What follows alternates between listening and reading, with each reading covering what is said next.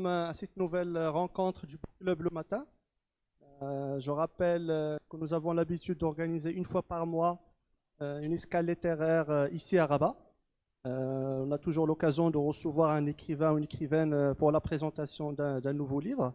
Donc aujourd'hui, on a le plaisir d'accueillir Madame Khawla Ben Omar, qui nous vient du monde du cinéma, de la télé, et qui viendra nous parler aujourd'hui de son premier roman presque, l'histoire d'une renaissance, n'est-ce pas?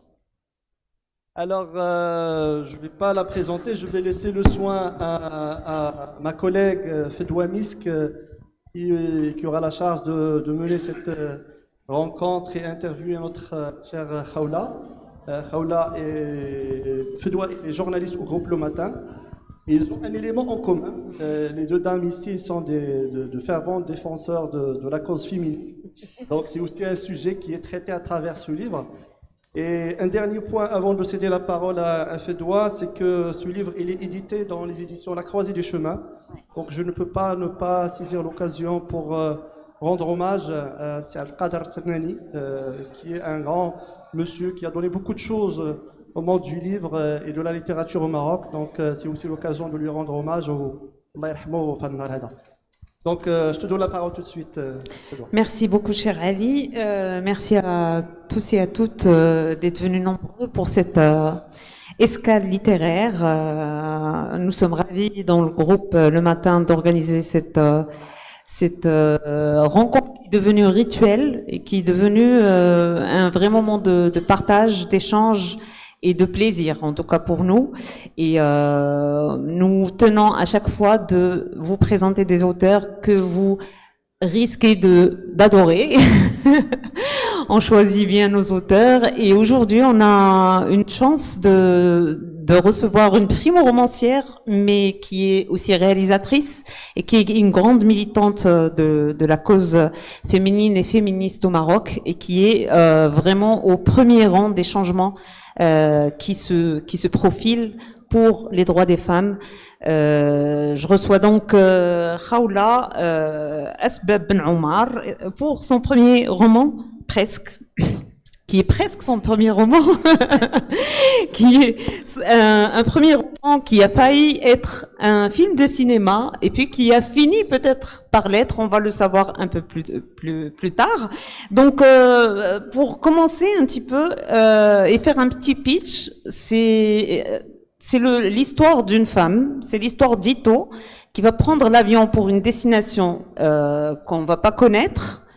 Mais ce qui est certain, c'est qu'au cours de ce voyage et à la fin de ce périple, elle va être à la rencontre d'elle-même. Et c'est ça qui est au centre de ce roman, si j'ai bien compris. Tout à fait. Et je m'arrête là. Bonsoir, c'est un plaisir d'être parmi vous. Merci d'être là. J'espère qu'on va passer un bon moment. Très heureuse de participer à cette rencontre. Et moi aussi, je voudrais rendre hommage à Monsieur Haddad Nani. Ça fait pas très longtemps qu'il est parti. Et voilà, Allah yarhamou sali. Allah yarhamou sali. Alors, comme on a dit, c'est l'histoire d'une dame qui va partir en voyage et durant ce voyage, elle va rentrer en discussion avec des voisins de siège et elle va revisiter toutes les étapes de sa vie. Elle va remettre en question son existence, ses choix de vie. Déjà, pourquoi le voyage? Qu'est-ce qu'il représente pour Ito? Qu'est-ce qu'il représente pour toi? Alors, c'est très marrant parce que le voyage, peut-être que quelque part, maintenant, quelques années après avoir écrit ce récit, j'ai l'impression que c'est parti de cette idée que disent les mères, les femmes,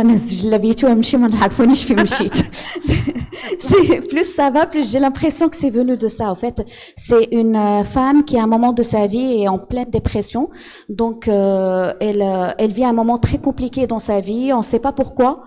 Et elle décide de tout quitter, de partir, de s'éloigner, de prendre de la hauteur, de mettre de la distance entre elle et sa vie. On a l'impression qu'elle est en train de s'enfuir, on ne sait pas trop pourquoi. Et ce voyage devient un voyage de vie, devient un retour sur sa vie passée, sur ses choix, sur ses non-choix, sur ses décisions, sur la vie qu'elle a eue. Est-ce qu'elle était responsable de cette vie ou pas? Est-ce qu'elle a subi cette vie et pourquoi? Alors, lors de la lecture, de bout en bout, on sent que la vie d'Ito est la vie de pratiquement toutes les femmes, de beaucoup de femmes en tout cas. Une vie plutôt banale finalement, pas très palpitante. Est-ce que Ito regrette cette vie-là? Est-ce qu'elle regrette cette vie? Je ne sais pas et c'est pas intéressant de savoir. Je pense que le plus intéressant à savoir, c'est est-ce qu'elle assume cette vie? Est-ce qu'elle assume le fait qu'elle est responsable, qu'elle a une responsabilité par rapport à cette vie? Justement, l'idée que c'est pas une vie palpitante, en fait, l'idée c'était de raconter les détails de notre société, de ce qu'on vit au quotidien et qu'on ne voit pas. Ces petits détails qui font que avec ce cumul, on arrive à changer de chemin sans se rendre compte. Ce n'est pas que l'histoire d'Ito, c'est aussi l'histoire d'une société, c'est les rapports humains, c'est les rapports avec les amis, c'est les rapports avec la famille, avec les enfants, le mari. C'est tous ces petits détails qui font que on normalise certaines choses, certains gestes, certaines attitudes, au point de ne plus se rendre compte que c'est pas ce qu'on veut. Et Ito n'est qu'un prétexte dans tout ça. En fait, elle s'est laissée porter par des non-choix pour arriver un jour à se rendre compte que, au fait, elle est passée à côté de sa vie. Alors justement, passer à côté de sa vie, ça suggère qu'on aurait voulu être un artiste, qu'on aurait voulu être autre chose. Alors justement, qu'est-ce que Ito aurait aimé faire si elle pouvait refaire sa vie justement, ou la redémarrer dès le début, parce que on sent du regret tout au long du récit, les choses comme tu as dit qu'elle a choisi de faire ou qu'elle n'a pas osé faire au bon moment. Finalement, est-ce qu'il y a quelque chose qui manque réellement pour qu'elle ne vive pas une vie presque Mais déjà, parfaite? c'est justement, ça s'appelle presque parce qu'elle a presque vécu sa vie. En fait, au long de sa vie, elle a voulu rentrer dans toutes les cases. Elle a voulu faire plaisir à tout le monde. Elle a voulu être la femme parfaite, la mère parfaite, la fille parfaite. Elle a voulu être professionnellement, être au top. Et elle s'est engagée comme ça dans des chemins. Je pense que ce qu'elle aurait voulu, c'est se rendre compte qu'elle était en train de prendre des décisions à chaque fois. C'est-à-dire qu'elle s'est laissée emporter par des décisions des autres, par les normes de la société, par ce qu'on attendait d'elle, par le fait, elle sait même pas, c'est-à-dire qu'elle sait même pas si elle voulait avoir des enfants ou pas, si elle voulait en avoir autant ou pas. Elle est consciente du fait que elle vivait le grand amour, qu'elle a vécu le grand amour, mais le reste, je pense qu'à trop vouloir rentrer dans toutes les cases, on s'oublie et elle s'est oubliée. Alors peut-être que en étant consciente de ses choix, elle aurait fait exactement les mêmes choix, mais au moins elle aurait su que ça lui fait plaisir, qu'elle veut le faire. Là, elle est arrivée à un stade de sa vie où elle se pose la question, est-ce que c'est ce qu'elle voulait faire ou pas? Est-ce que, et surtout avec le résultat final de tout ça. Alors, dans ce livre, bien sûr, Ito a vécu le grand amour, ça c'est certain, mais son mari n'était pas forcément à l'image de la perfection non plus. Donc elle fait le compte de ses erreurs à elle, mais à lui également. Donc quelle est la part de la responsabilité de ce mari dans ce sentiment d'être passé à côté de sa vie? La part de responsabilité, je pense que quand on est dans un couple, on est tout aussi responsable l'un que l'autre. Et je pense qu'il a été lui, et elle a oublié d'être elle, et du coup, elle a continué à ouvrir des portes. qu'elle a plus su refermer par la suite. Justement, ce récit-là, c'est aussi ce questionnement de sa propre responsabilité et à quel moment est-ce qu'on dit non, à quel moment est-ce qu'on dit je ne veux pas de cette relation, ce sont tes limites, il faut pas les dépasser. Je pense qu'elle est beaucoup plus responsable que lui parce qu'elle a toujours été, comment dire, on peut pas continuer à se dire c'est l'autre qui fait. On a une part de responsabilité dans la vie qu'on a.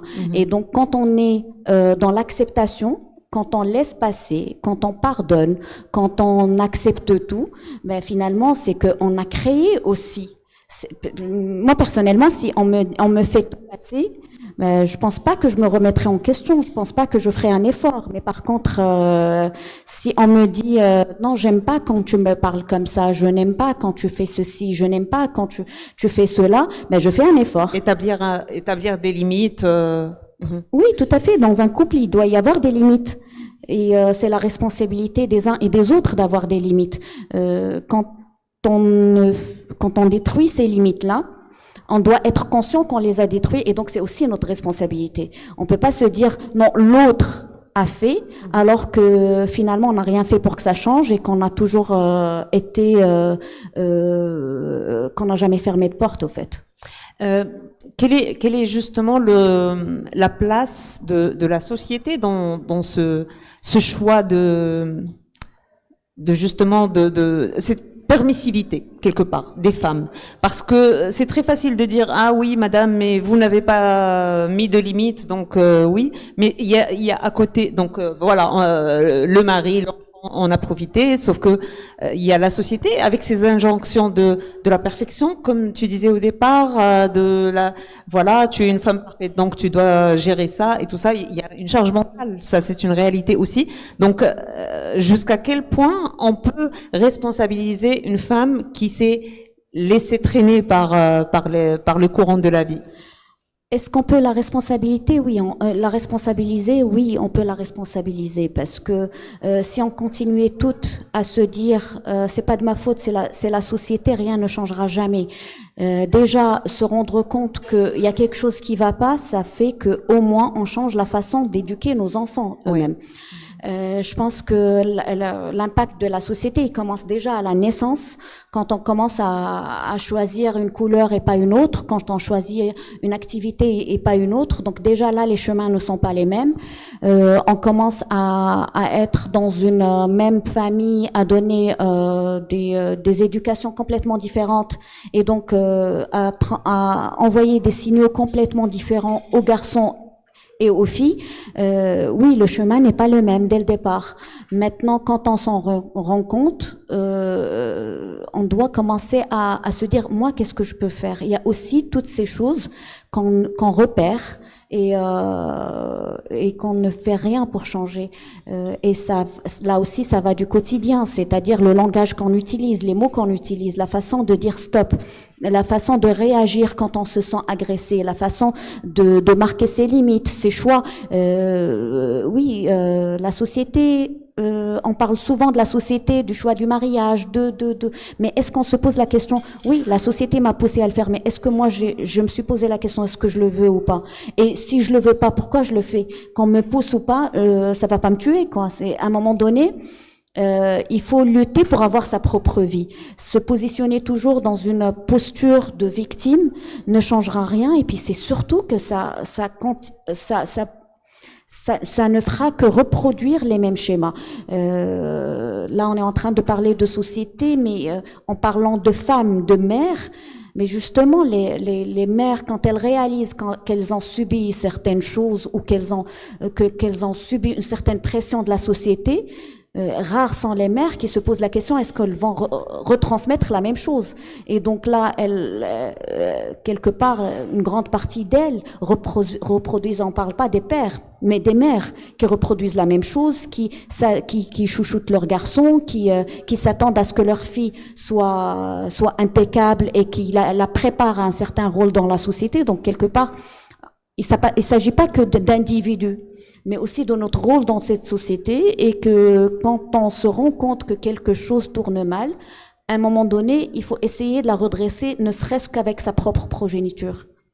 Alors, tu as parlé d'éducation et c'est très important de parler d'éducation et de transmission parce qu'effectivement, il y a énormément de choses qui sont transmises, des liens toxiques, des traumatismes transgénérationnels. Si on prend les mots scientifiques et pompeux, mais finalement, on parle d'éducation, mais comment on éduque une mère déjà à la maternité? C'est ça le problème, c'est que c'est très facile de parler de prise de conscience, mais le plus souvent, la prise de conscience n'a jamais lieu. Pourquoi? Justement parce qu'il n'y a pas de modèle d'éducation qu'on peut trouver dans un manuel. L'éducation va passer par le mimétisme social, ou alors on va faire la même chose qu'on voit à la télé, ou voilà. Comment on éduque une mère déjà à devenir mère? Mais déjà, ça c'est un lapsus révélateur. Comment on éduque une mère à devenir une mère? Est-ce qu'on éduque un père pour devenir un père? Non, les déjà, deux. Moi, je parle pour les deux. Mais là, mon personnage est féminin. Oui, mais c'est un personnage féminin qui se rend compte aussi que dans sa vie, il n'a pas laissé assez de place à ce père. Oui, absolument. C'est-à-dire que une femme, elle a 9 mois pour se préparer à ce rôle qu'elle va jouer. Et quelque part, on l'a toujours préparée à jouer à la poupée. Qu'elle le veuille ou non, il y a toujours ce subconscient qui a été travaillé pour arriver à ce stade où elle devient mère. Limite, plusieurs femmes deviennent mères sans se rendre compte qu'elles voulaient pas être mères. Pour nous, le Saint Graal, c'est de devenir mère. Là, on devient une femme plus. C'est-à-dire, on est une citoyenne. Quand on se marie, on devient une citoyenne 4 étoiles. Mais quand on devient mère, là, on est adulte et on devient. C'est incroyable. Maintenant, dans le même schéma, on oublie complètement les pères. Ce père qui, oui, est-ce qu'il a été préparé ou pas? Est-ce que déjà physiquement, il n'a pas autant d'étapes à franchir? Donc quelque part, il attend ce moment d'avoir cet enfant entre les bras pour se rendre compte enfin de ce que ça va donner. Et aussi, on l'a préparé à ce que une grande partie de la vie de l'enfant ne le concerne pas, et ça fait pas partie de ce qu'on attend de lui. On l'a préparé à certains rôles et pas d'autres, et quelque part, on l'a handicapé. On l'a amputé. On l'a amputé de son rôle de père, mais de son rôle aussi d'être humain. Pour les hommes, j'ai l'impression que c'est encore plus grave. Parce que dès l'enfance, on s'attend, et en plus c'est un rôle qui est chargé de connotations, de virilité, de position de force. Et donc, on se pose jamais de question à quel point c'est invivable pour des hommes qui s'y retrouvent pas, qui ne se repèrent pas dans ce genre de code, et qui ont envie de vivre autrement. J'en parle à un moment donné de cette sommation de Konrajl qui revient, mais de façon tellement agressive qu'à un moment donné, le garçon devient impacté et son caractère change petit à petit dans cette société qui le somme de devenir de plus en plus viril, qui le somme d'oublier une bonne partie de son caractère, qui le somme de ne pas ressentir, de ne pas montrer ses sentiments, de ne pas pleurer, de ne pas être tendre, de ne pas montrer qu'il a de l'humanisme, parce qu'on relie cet humanisme à la sensibilité et la fragilité et le fait d'être incomplet autant qu'homme. Et donc, on attend de lui de ne pas rentrer dans ce circuit d'éducation. On s'attend à ce qu'il fasse ceci et pas cela, même si peut-être qu'il serait plus à l'aise dans ceci et pas cela. Alors, en parlant de masculinité justement positive ou toxique, comment tu vois un petit peu le débat qui débarque au Maroc et comment en tant que féministe, tu le perçois et comment tu vois son développement? Alors, le débat déjà, il a pris beaucoup de temps pour revenir sur la scène. Donc, autant que féministe, je l'ai toujours vécu dans le sens où c'est un combat que je porte au quotidien. Mais c'était aussi un combat de revenir, quand on parle de la Moudawana par exemple, c'était un combat de revenir à ce sujet pour qu'il soit remis sur scène. Il faut dire que à se poser la question, est-ce qu'on aurait lancé ce chantier s'il n'y avait pas eu un discours royal, s'il n'y avait pas eu une lettre royale des mois après le discours royal. Donc, ça montre à quel point, quand ça touche à la famille, quand ça touche à la position de l'homme, de la femme, de l'enfant, on a du mal. Alors que c'est ce qui handicape le plus notre société, parce que ces rapports ont été installés dès le départ de façon un peu boiteuse. Et on a mis, bon, la première Moudawana, c'était déjà une consécration en soi, mais elle n'était pas complète. Elle comportait beaucoup de dysfonctionnements, de failles, et on a mis quand même 20 ans pour relancer le débat. Et même là, quand on voit comment c'est pris dans le... Je ne parle pas de gens de la politique ou de la société civile ou des gens qui sont au courant de la culture ou des gens qui sont intéressés par comment c'est pris à l'extérieur, comment c'est pris par le public, par le grand sur public. les réseaux sociaux. Là, on se dit, il y a un problème, il y a un décalage, parce qu'on a l'impression que c'est devenu une guerre, alors que ça l'est pas. Alors justement, on en a parlé dans l'émission. Et effectivement, les réseaux sociaux, il y a effectivement des guerres incroyables, mais il y a quand même un décalage entre réseaux sociaux et vraie société. Et moi, je vais peut-être citer un exemple incroyable, c'est celui du concierge dans la résidence où j'habite, qui est l'exemple même pour moi de la masculinité positive à tous les égards. Et je le vois dans son traitement de sa mère, de son épouse. Ils n'ont pas d'enfants, enfin, sa femme a dû subir une hystérectomie et il a refusé de la quitter. Et en fait, pour moi, c'est quelqu'un qui n'est ni sur les réseaux sociaux, qui n'a pas fait d'études, et c'est un Marocain normal, lambda, et qui est pétri de valeurs d'El Bled. Et pour moi, c'est quelqu'un que j'admire énormément. Et justement, en parlant de masculinité positive, je me dis que on a des exemples dans la vie de tous les jours de masculinité positive. Alors pourquoi, quand on arrive sur les réseaux, ça prend des dimensions de malade et ça prend automatiquement le ton de la guerre et de l'invective? Parce que tout prend un temps démesuré sur les réseaux sociaux. C'est pas que ce sujet-là, c'est tous les sujets. Parce que on va revenir à cette phrase, les gens sur les réseaux sociaux sont des gens qui sont en train de parler cachés derrière un écran. C'est pas si la personne elle existe ou pas. Donc oui, des fois ça existe. C'est des êtres humains qui existent et qui sont en train de dire ce qu'ils pensent réellement. C'est plus facile. Donc ils mettent un peu plus de rage dedans parce que c'est plus facile d'enlever les contours et quand on est d'exorciser tout quand on est quand personne ne sait qui on est. Et puis des fois c'est manipulé, des fois c'est instrumentalisé, des fois c'est pas pour rien qu'on parle de meute, qu'on parle d'armée, qu'on parle parce que c'est devenu et ce n'est pas qu'au Maroc, ce n'est pas que dans notre société, c'est partout dans le monde. Les réseaux sociaux sont devenus une arme et en général elle est instrumentalisée et là pour ce sujet ça devient beaucoup plus intéressant. Parce que ça permet de mettre une partie de la société contre l'autre partie et puis surtout d'aller plus facilement sur des stéréotypes et de choquer tout le monde. Et donc c'est pour ça que ça prend cette ampleur, alors que finalement les gens, quand on voit les messages qui reviennent, on a l'impression que quand on parle de Moudawana, on parle de divorce. Absolument. C'est ce qui ressort en tout cas. Il n'y a que le divorce dans la Moudawana. Oui, alors parce que c'est le sujet le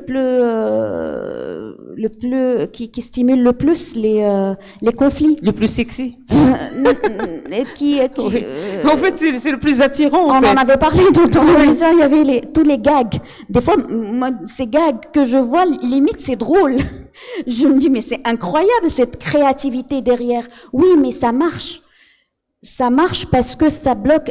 Mais il y a des gens qui croient, en fait. C'est même pas là la question. C'est que ça marche parce que ça freine, parce qu'il y aura des gens qui sont en train de lutter au quotidien pour faire passer des lois ou pour faire passer le débat. Ils vont avoir peur d'être attaqués. Absolument. Donc c'est une arme. Ce n'est même plus pour contrôler une population, c'est une arme pour faire peur. C'est de l'intimidation. C'est de l'intimidation, c'est une arme pour faire perdre du temps. C'est parce que il faut pas oublier que tous ces gens qui passent leur temps à répondre, à dire non, c'est pas ceci, c'est pas cela, ben c'est du temps qu'ils perdent à ne pas transmettre les bonnes informations. C'est une communication qui arrive le lendemain du départ du chantier. On n'en est même pas à avoir une proposition de loi. Donc, personne ne sait. On a vécu ces dernières semaines les séances d'écoute par rapport à la commission chargée de la refonte de la Moudawana recevait plusieurs institutions, plusieurs réseaux de la société civile et ça continue. Donc, ils sont en train d'écouter pour faire des propositions. Et ils avaient 6 mois pour faire la proposition, pour la faire passer au Parlement. Alors que là, sur les réseaux sociaux, on a déjà, voilà ce qu'ils vont faire, voilà ce qu'ils vont. Absolument. Moi, en étant dedans 24/24, ben, j'aimerais bien savoir ce qu'ils vont faire passer. Et des fois, c'est incroyable, alors que finalement, on est devant une Moudouena qui a un langage incroyable, qui est un langage sexiste, misogyne, discriminatoire. D'accord. On a une Moudouena qui est anticonstitutionnelle parce qu'on a une constitution qui dans son préambule parle d'égalité et du fait qu'il ne doit pas y avoir de discrimination. Dans son article 19, ça parle aussi d'égalité et de lutte contre toutes les formes de discrimination basées sur le genre. Donc notre constitution qui a la suprématie, elle parle de ça, mais on a une Moudouena qui définit l'homme comme étant dans un rôle, la femme dans un autre rôle, et c'est dans les deux sens. Il faut toujours revenir à ça. Moi, je ne comprends pas qu'en 2023, on arrive à interdire à des hommes de voir leurs enfants parce qu'ils ont divorcé, leur donner le droit de visite 1 heure par semaine. Comment est-ce qu'on s'attend à ce qu'ils jouent leur rôle de père? Et les exemples sont énormes. D'accord. Quand Oui. on trouve qu'une femme est incapable d'avoir la garde de ses enfants, sur quelle base on se dit une femme, quel que soit son état mental, sa capacité, Absolument. son engagement, ben, elle va garder la garde. Ouais. Alors que la réalité prouve que, à part le fait de pouvoir porter les enfants dans son ventre et de les allaiter, on est des êtres humains capables de faire tous les autres gestes. Et donc, non, on ne peut pas avoir une Moudouana qui continue à faire cette discrimination envers les hommes et les femmes. Donc, revoir la Moudouana, ce n'est pas que défendre la femme, c'est défendre un équilibre dans une famille. D'accord. Alors, pour revenir à notre roman, à Presque, pour ne pas, parce que sinon on va partir loin. Alors, qu'est-ce que le Moudawana pourrait changer dans la vie d'Eto, justement? Qu'est-ce qu'il aurait changé dans la vie d'Eto avant et maintenant? Parce que mine de rien, on parle beaucoup des lois qui doivent être changées, mais il y a des choses qui ne relèvent pas de la loi. Je pense qu'en écrivant Ito, j'ai écrit ce que je voulais raconter qui ne rentre pas dans la case des lois. Absolument. Parce que justement, on peut militer pour changer des lois. On peut se battre pour les faire appliquer parce qu'il y a un grand gap entre les lois qui existent et leurs applications. Mais si la mentalité ne change pas, alors il y a toujours cette histoire, l'œuf ou la poule. Mais c'est important d'avoir les lois. Bien sûr. C'est la première étape. La société peut changer par la suite parce que quand on met des freins, quand on sécurise, quand on met la ceinture de sécurité, on peut plus Il faut baliser. Voilà. Oui. Quand c'est balisé, là, c'est la deuxième étape. Et là, pour le coup, Ito, ben, c'est l'exemple même des femmes qui ne sont pas censées avoir de problème de positionnement d'homme-femme. Et c'est elle qui a ce problème dans sa tête. Ce n'est même pas quelque chose qu'on lui a imposé. Ce n'est même pas quelque chose dont elle ne pouvait pas se débarrasser. En fait, c'est des biais cognitifs en fait qu'elle avait et qui l'a forcé, qui l'a cantonné dans un certain genre, dans une certaine acceptation d'une situation. Donc vraiment, ça relève d'elle-même en fait. Ça relève d'elle-même. Elle réalise elle-même qu'elle a fait. C'est pas qu'elle a fait fausse route, mais qu'elle avait des dénis toute sa vie et qu'elle a reproduit des stéréotypes toute sa vie. Au moment où elle se rend compte qu'elle a l'impression d'appartenir à cet homme après son départ. Qu'elle a l'impression qu'elle n'a pas le droit de refaire sa vie par la suite. Donc c'est là qu'elle se rend compte qu'il y a quelque chose qui ne va pas. Mais c'est trop tard. Alors, on revient forcément, encore une fois, à la même question que j'ai posée tout à l'heure, l'éducation. Comment on n'est pas éduqué à devenir mère ou père, bien sûr, et comment on est éduqué à devenir une femme déjà à la base dans la société. Ça vient forcément de l'éducation de nos mères, mais ça vient aussi de tout ce qu'on voit autour de nous. Ça vient de l'école, ça vient du manuel scolaire, ça vient de la télé, ça vient du cinéma, de l'art. De la rue. De la rue, bien sûr. Et la rue, en fait, c'est un peu tout ça mélangé.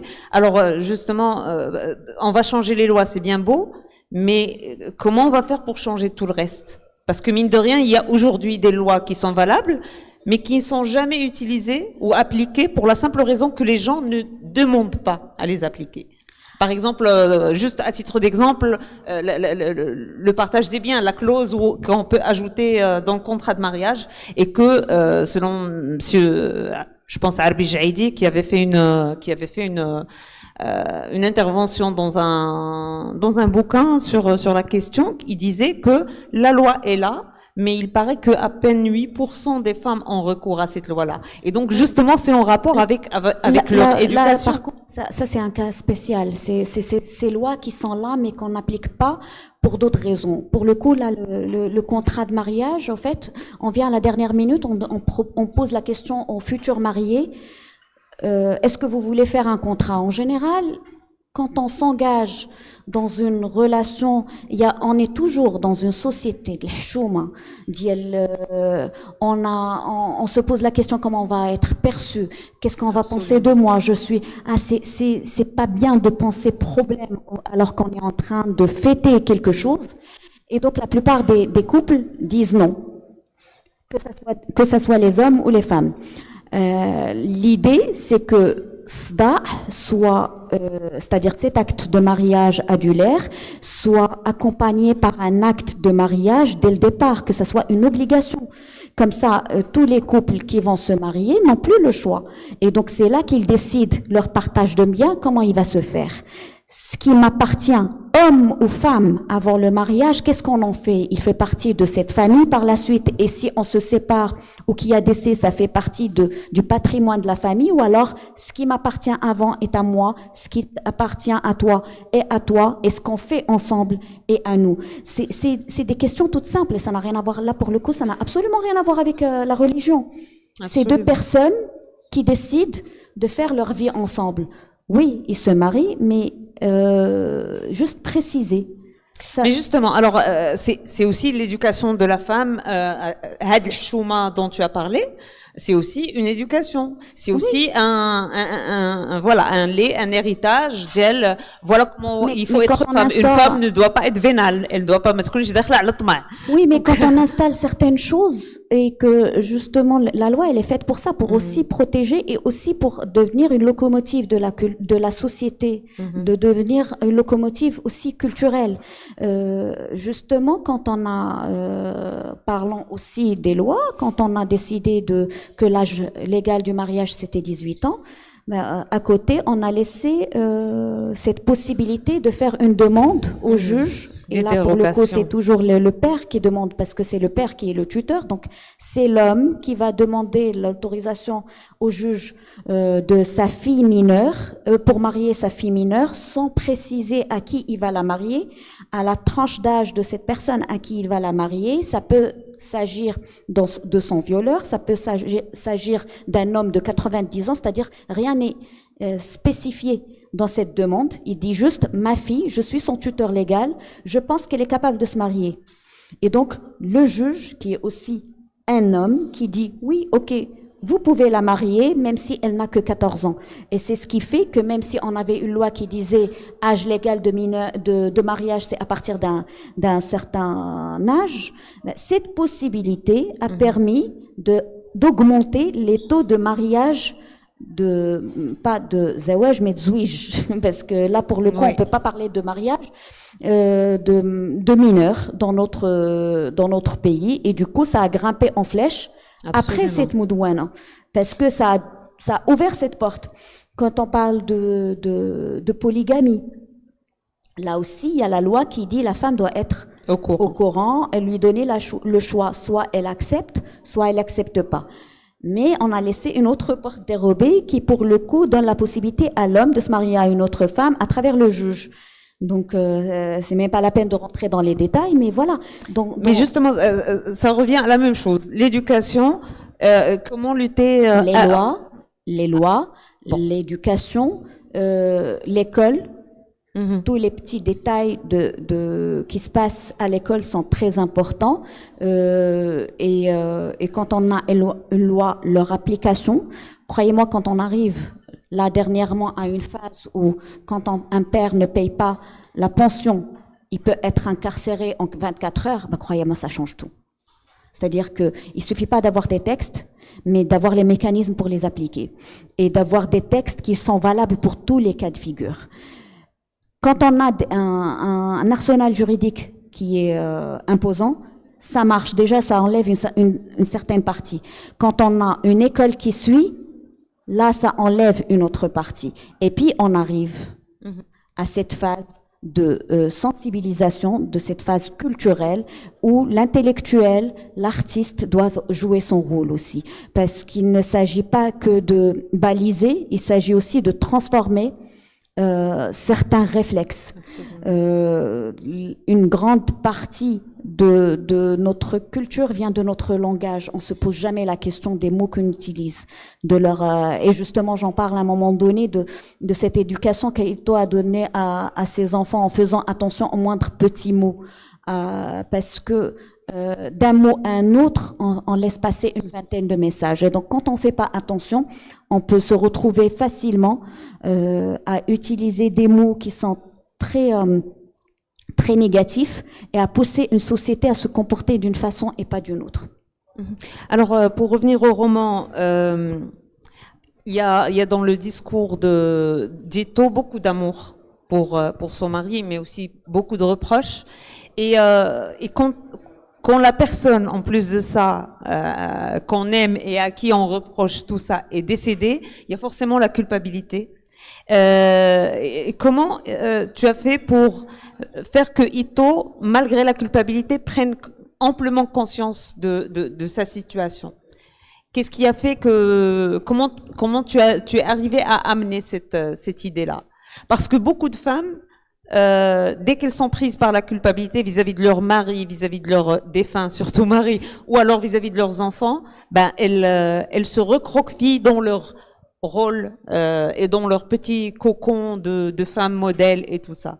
Comment justement dépasser cette culpabilité pour aller vers une certaine émancipation? Déjà, cette thématique, je suis allée vers cette thématique parce que j'ai toujours été choquée par ces tenues blanches qu'on fait porter aux femmes pendant plus de 4 mois. Allah, Jaddah, Allah. Et c'est-à-dire que c'est d'une agressivité incroyable d'imposer aux femmes de vivre le deuil d'une certaine façon et pas d'une autre, de porter une tenue raccord avec ce deuil, de leur imposer de porter une pancarte géante. Personnellement, je l'ai vécu après la sortie, enfin au moment de la sortie de ce livre. des années après l'avoir écrit, je l'ai vécu avec ma propre mère. Ma mère, j'ai passé mon temps à lui dire, au décès de mon père, je passais mon temps à lui dire, tu n'es pas obligé de porter ce blanc. Et elle l'a porté 4 mois et quelques. Et en le portant, elle s'interdisait de sortir, elle s'interdisait d'aller dans certains espaces. Parce qu'à partir du moment où on met un pied dehors, tout le monde sait qu'on est veuve récemment. Peut-être 5 jours, peut-être 4 mois, mais on doit se comporter avec ce voile de tristesse, avec ce voile de mskina, avec ce voile de... C'est très agressif de recevoir ces condoléances au quotidien de personnes qu'on connaît pas. Voilà, par de parfaits inconnus du moment que... Mais en même temps, on les appelle. Ben, un homme ne porte pas de blanc, ni de noir d'ailleurs. Oui, tout à fait. Tout à fait. Ouais. C'est comment, même face à la mort, on n'est pas égaux. Ouais. Même face à la tristesse, on n'est pas égaux. Et je reviens aussi à la grossesse. Quand on devient... En fait, une femme, dans l'espace public, n'a pas sa place. Et on lui donne des rôles même dans l'espace public. Je reviens à cette grossesse au moment où Eto est enceinte et n'en peut plus, elle ne se supporte plus. Elle a juste envie de sortir, respirer. Et puis là, elle réalise que dans cette société, elle est un ventre, que tout le monde va lui parler de ce qu'elle a mangé, de ce qu'elle n'a pas mangé, qu'on ne se pose plus de questions, est-ce qu'il y a l'intime ou pas l'intime. On va se permettre de toucher son ventre, de lui poser la question, est-ce que c'est un garçon ou une fille? Et c'est dans tous les espaces professionnels, familial, et moi-même, je l'avais vécu à la naissance de mon fils. On me donnait tellement de conseils que je crois que j'ai frôlé la dépression. Et ça a duré quelques jours parce que j'avais l'impression de faire partie, c'est-à-dire qu'on pouvait me mettre là, devant toute la famille, et parler, et tout y passe. Mon alimentation, le nombre de fois où je vais aux toilettes, comment je dors, est-ce que je me comporte bien, parce que là, la femme devient un conteneur. Elle contient la vie, elle fait partie de cette société et tout le monde est au courant, même les femmes qui n'ont jamais porté la vie. Ouais. Et personne ne se pose la question, est-ce que cette femme, c'est-à-dire qu'il y a une parenthèse de 9 mois, on n'est plus être humain, on n'est plus citoyenne, on est porteuse. Mère porteuse. Mère porteuse. Et toutes les conversations tournent autour de ça, tous les gestes tournent autour de ça. Et non seulement ça, on peut être confronté à l'harcèlement dans la rue en étant enceinte jusqu'au cou. Jusqu'au nez, exactement. Et ça, personne n'en parle. Et là aussi, moi, je ne savais pas. Je l'ai su quand je l'ai vécu. D'accord. Et là, pour le coup, c'est d'une perversité incroyable. On se dit, mais qu'est-ce qui se passe là? On a envie de nous effacer, au fait. Et ce n'est pas que les hommes, c'est les hommes et les femmes. C'est-à-dire effacer. On a l'impression que ça soit dans tous les espaces, on n'est plus cette personne qui a derrière. On devient ce ventre. D'accord, ok. Alors, pour revenir au couple d'Ito, bon, même si elle a aimé son mari et tout ça, elle voyait un petit peu ses défauts, elle voyait un petit peu qu'elle a participé à la création de, je dirais pas monstre, mais une sorte de, je sais pas comment le définir. Comment tu définirais le mari d'Ito? C'est juste quelqu'un de privilégié en fait, et qui a profité de ces quelques privilèges au sein du couple. C'est quelqu'un à qui on n'a jamais posé de limite.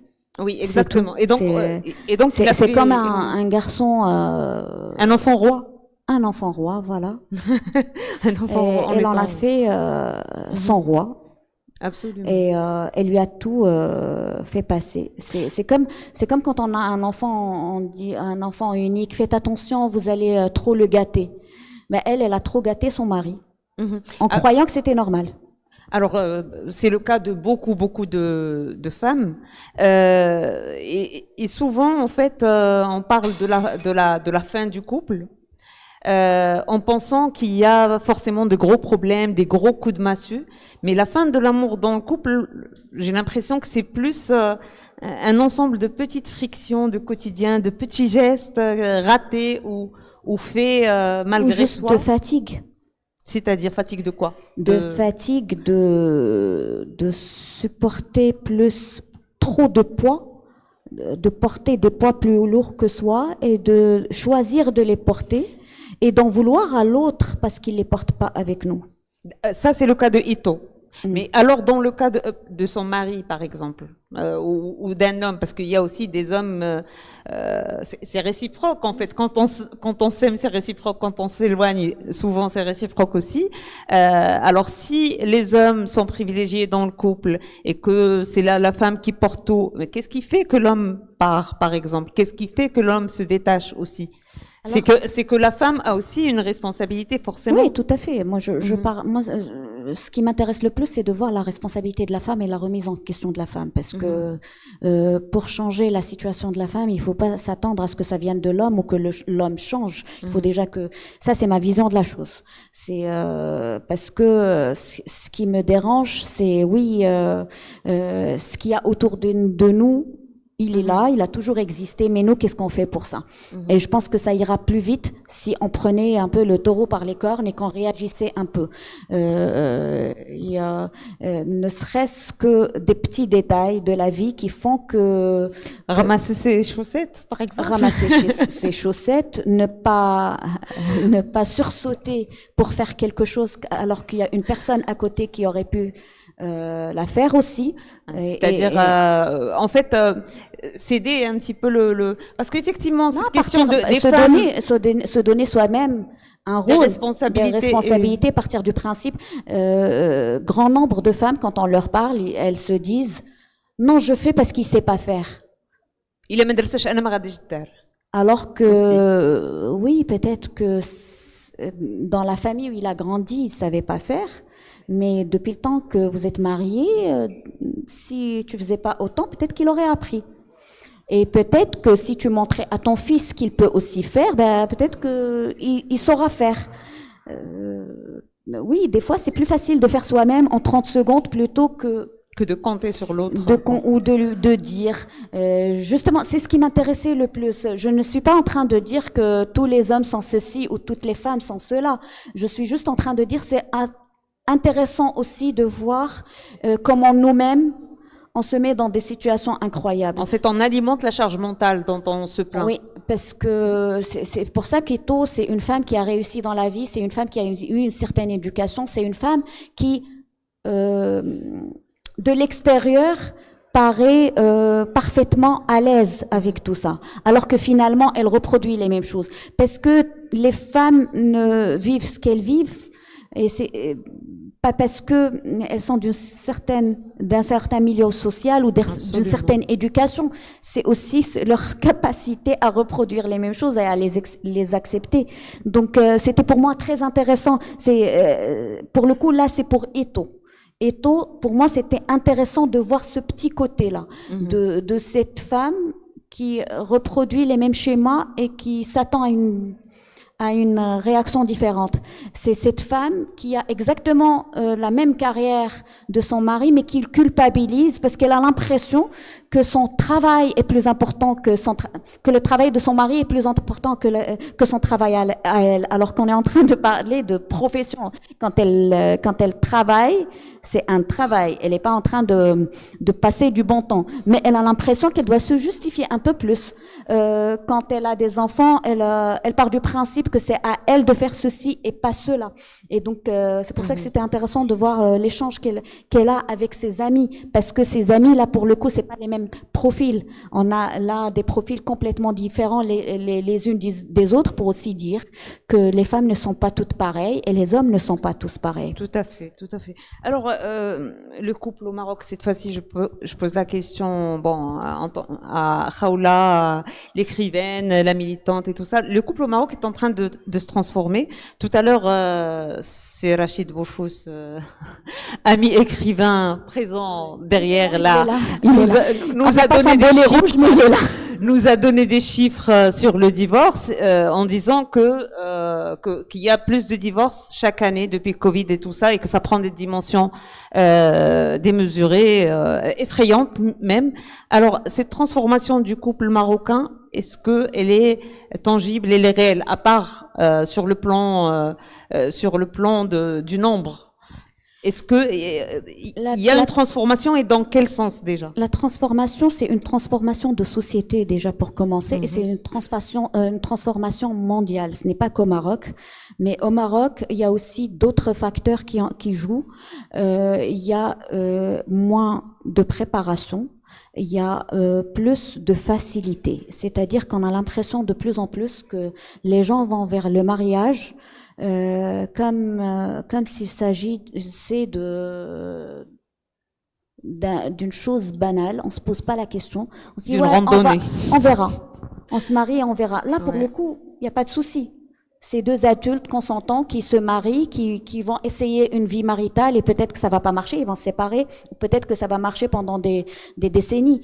Mais là, quand on engage une autre génération, on se pose pas de questions sur la progéniture, sur est-ce que on était en train justement d'en parler, j'en parle aussi sur Presque. C'est quand même incroyable que l'être humain ne s'est jamais posé de questions par rapport au rôle qu'on joue dans la société, et pas n'importe lequel, la paternité et la maternité. Pour être ingénieur, il faut avoir un diplôme d'ingénieur. Pour être médecin, il faut avoir un diplôme de médecin. Il n'y a pas plus compliqué que d'être pilote.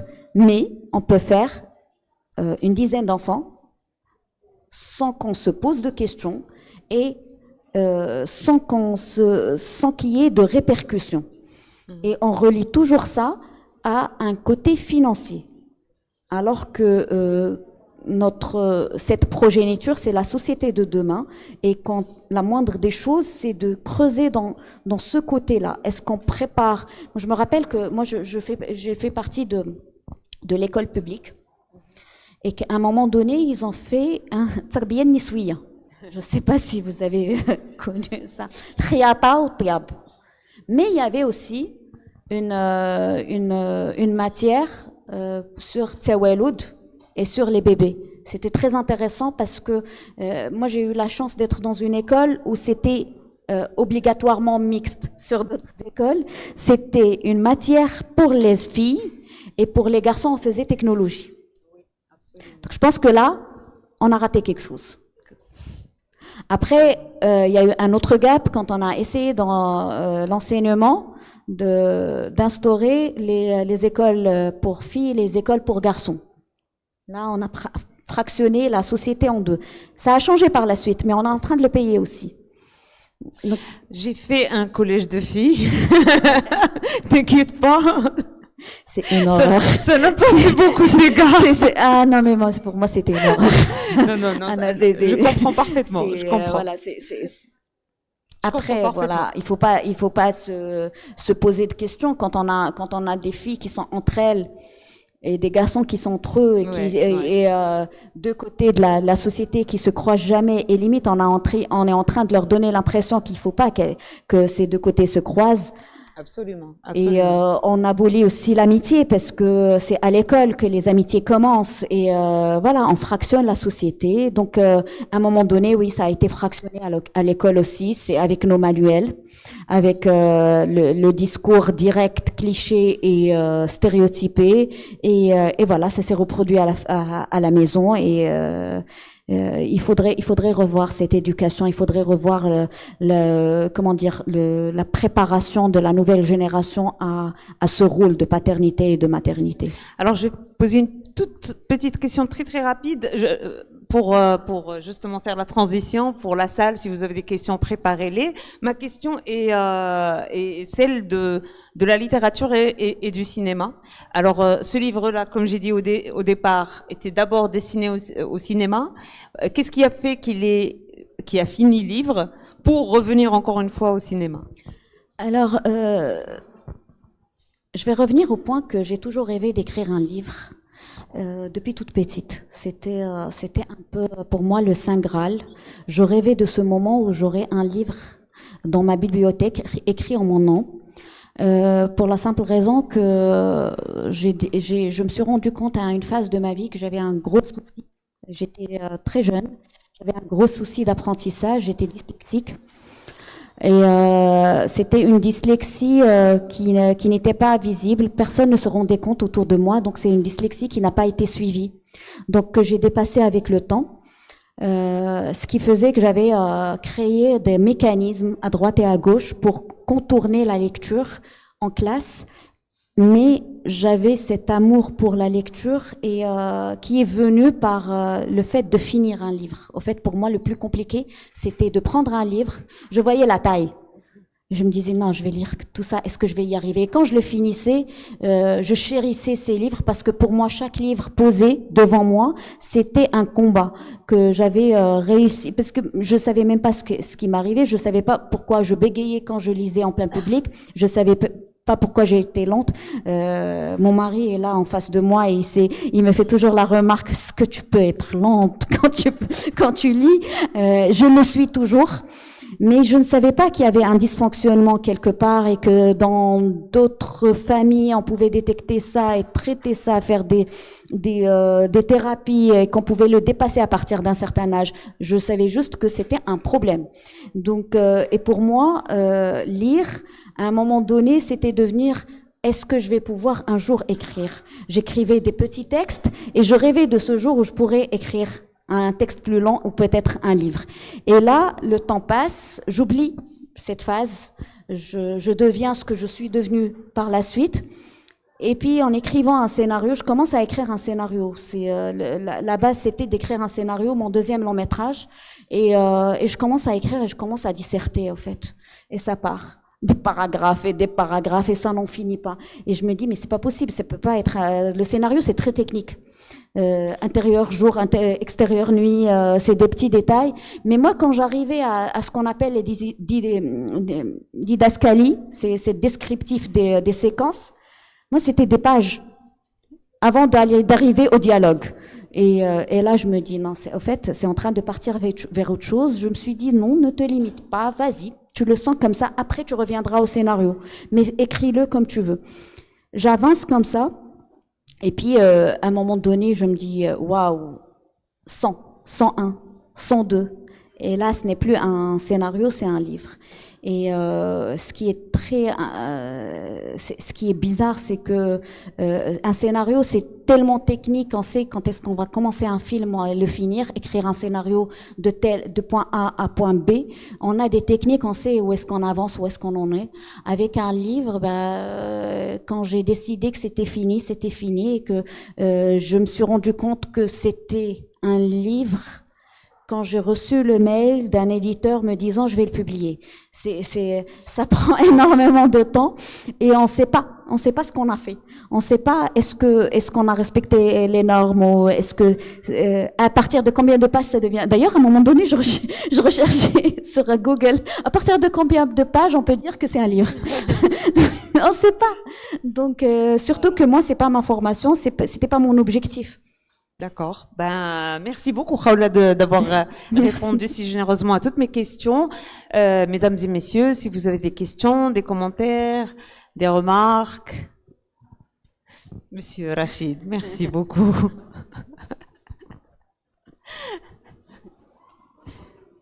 Là, il faut prendre le micro. Merci. Bonjour. Je me présente, Rachid Boufous, écrivain. Je suis très heureux, très honoré d'écouter de grands amis et débattre et défendre aussi par la même occasion la condition de la femme au Maroc. C'est important aujourd'hui, au moment où l'État, le gouvernement, décide de réviser la fameuse Moudawana.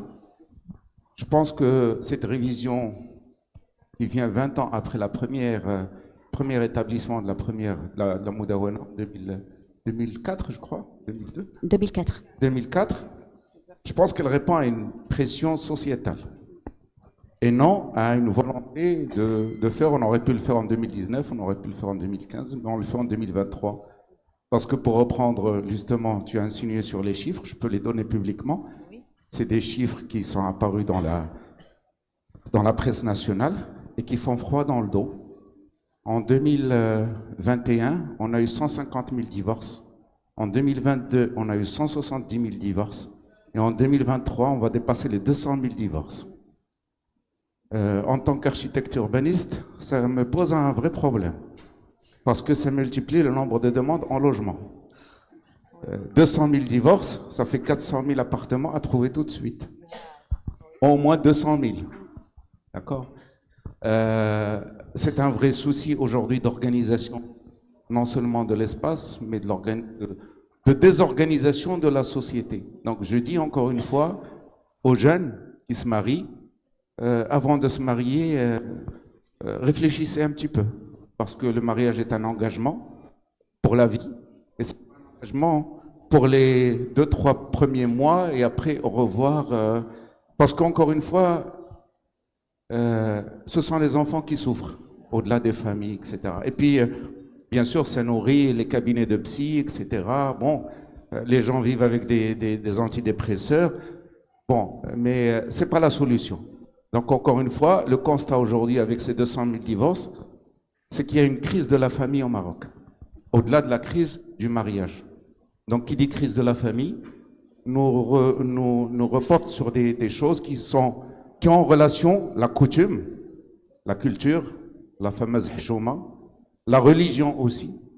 Donc des choses totalement taboues qu'on n'arrive pas à questionner. On n'a pas le courage de questionner ces vrais problèmes pour pouvoir vivre dans une société contemporaine du 21e siècle avec ses impératifs, alors que nous sommes traditionnellement encore dans des âges un peu sombres, etc. Bon, au départ, on divorçait pas au Maroc parce que ça ne se faisait pas. Maintenant, avec la liberté individuelle, on divorce parce que ça se fait.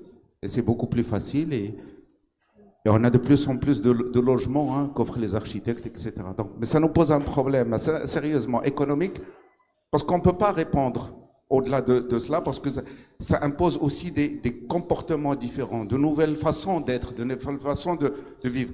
Bien sûr, le Maroc se développe, mais sur ce volet de la famille, il y a un souci qu'il faut réguler. Moi, je voulais vous poser une question. Je sais que, Khawla, tu fais partie d'une fameuse commission sur la Moudawana. Dites-leur une chose de ma part. Allah yardi alaykoum. Donnez aux femmes, les femmes qui veulent refaire leur vie, une fois qu'elles ont divorcé, qu'elles ont des enfants en bas âge, qu'ils abrogent l'article 176 de la Moudawana qui donne automatiquement la garde des enfants en bas âge au mari, et le mari les rejette vers sa mère. Sa mère. Et c'est un problème. La deuxième chose, Allah yakhallikum fad al-blad hadi.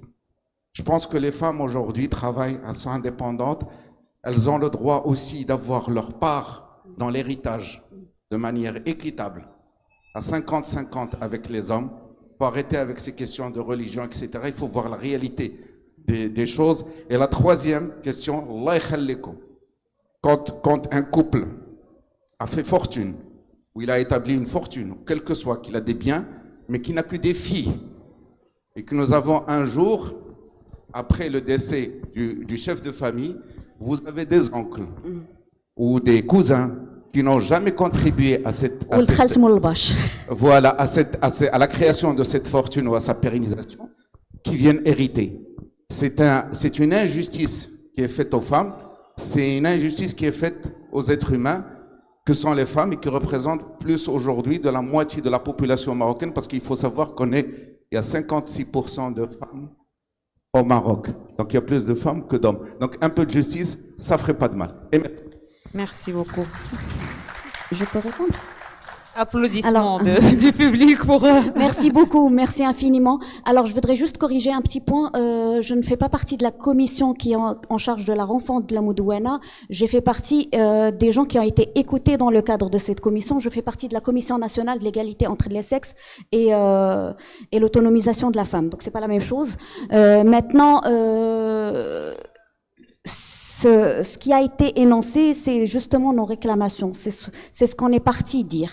C'est qu'on est parti dire que il y a des choses qui ne vont pas, et on a énuméré, c'est-à-dire chaque réseau, chaque association a préparé son mémorandum et l'a présenté à cette commission, et justement ça en fait partie. Quand il y a cette histoire d'Yel Tsasseb qui est juste une aberration, le partage des biens, le fait que on part du... Il y a aussi un autre article qui est très dangereux, qui est l'article 400, qui revient à quand le juge n'arrive pas à trouver une solution qui se réfère le madhab al-maliki. Ce qui est bizarre, parce que il faut savoir que dans le droit marocain, il y a plusieurs niveaux de loi. La première, ce qui prime, c'est tout ce que le Maroc a ratifié comme accords internationaux. Donc ça, c'est la première chose qu'on doit respecter coûte que coûte. Deuxièmement, la Constitution. Troisièmement, on arrive aux lois. Quand on arrive à la Moudouana, on revient à cet article 400, c'est-à-dire le juge ne se réfère pas aux accords internationaux, ne se réfère pas à la Constitution, qui est suprême par rapport à la loi, qui n'a pas pu peut-être déchiffrer. Non, il va au ulama. Et ça, c'est à se poser la question. Pourquoi, quand on touche à ce genre de sujet, on arrive toujours à ces explications qui reviennent à quelqu'un qui a peut-être, qui va regarder le sujet par un certain prisme et pas d'autre. Oui, le fait qu'il y ait que des filles, et partir du principe qu'il y ait un homme de la famille, même si c'est quelqu'un que cette famille n'a jamais vu, qui vient prendre ses parts dans l'héritage, oubliant quand il s'agit de familles aisées. Parce la plupart des gens, quand ils parlent d'héritage, quand ils parlent de tout ça, ils partent du principe que tout le monde a les moyens. Revenons à ce stade, à cette partie de la société qui n'a que ce foyer familial. Et ces mères qui se retrouvent avec leurs filles, obligées de recevoir cette personne avec elle, parce qu'on a aussi ces cas là on parle plus de religion, hein, il a le droit de venir s'installer dans cette maison, même s'il n'y a pas d'acte de mariage, même si il y a d'autres lois qui disent que c'est illégal. Non, ça lui appartient, c'est ses parts dans cette maison. Il peut l'obliger à vendre. Il peut lui demander de le payer. Donc de lui payer un loyer. Voilà, parce qu'elle n'a pas de garçon. Et parce que dans quelle situation est-ce qu'on met ces filles déjà, pour commencer, qui peuvent être mineures, qui peuvent être donc la moindre des choses, si on n'a pas le courage de creuser, parce que apparemment tout le monde nous dit ne touchez pas à l'héritage, c'est comme si il y a des sujets qu'on a le droit d'aborder et pas d'autres, alors que, à ce que je sache, on a le droit de parler de tout. Quand on arrive à l'application, on verra ce que ça donne, mais on a le droit de réfléchir, de poser les questions, parce que c'est à travers ces questions qu'on peut trouver des réponses. Mais on peut pas dire, parce que on revient toujours à ce point. Non, ça, khat ahmar. Qui a dit que je dois arrêter la conversation là et pas là? Non, parce que ça parle d'argent. Non, parce que ça parle de pouvoir. Et parce que certains hommes ont envie de garder ce pouvoir. Ainsi dit, si pour toi, prends en charge, mettant des lois qui obligent les hommes à prendre en charge. Vous voulez pas toucher à l'héritage? Parlons de ces hommes qui héritent, mais qui prennent pas en charge les femmes. Si on est parti du fait que non, au fait, il va avoir ceci parce que c'est lui qui prend en charge les femmes. On sait très bien que ça se passe pas comme ça, et qu'en général, quand on arrive dans une grande marge de la société, c'est les femmes qui prennent en charge. Surtout, plus on descend, plus ça devient la femme qui prend en charge. Quand on va dans les petits patelins, c'est les femmes qui travaillent dur. mais c'est l'homme qui a le droit d'hériter de la terre. Donc, c'est un mécanisme qui est malsain dès le départ, et ça commence du langage. Le langage de notre Moudouana actuel est discriminatoire. Donc déjà, il ne s'agit pas que de revoir les lois, mais aussi de revoir le langage de cette loi, parce que ça prête à confusion. Et c'est à ce moment-là que la confusion devient une mauvaise interprétation, une très mauvaise application. D'accord, merci beaucoup Khaoula. Et est-ce qu'il y a d'autres questions par rapport aux commentaires, par rapport au livre, à ce qui a été dit? Une question par rapport aux lois? Sinon, voilà, on peut passer à la signature des ouvrages. C'est bon, adjugé? Adjugé. 1, 2, 3, adjugé. Merci beaucoup. Merci beaucoup. Merci Et infiniment d'être à très resté. bientôt dans le prochain invité, avec le prochain invité du Book Club. Merci beaucoup, Khaoula. Merci.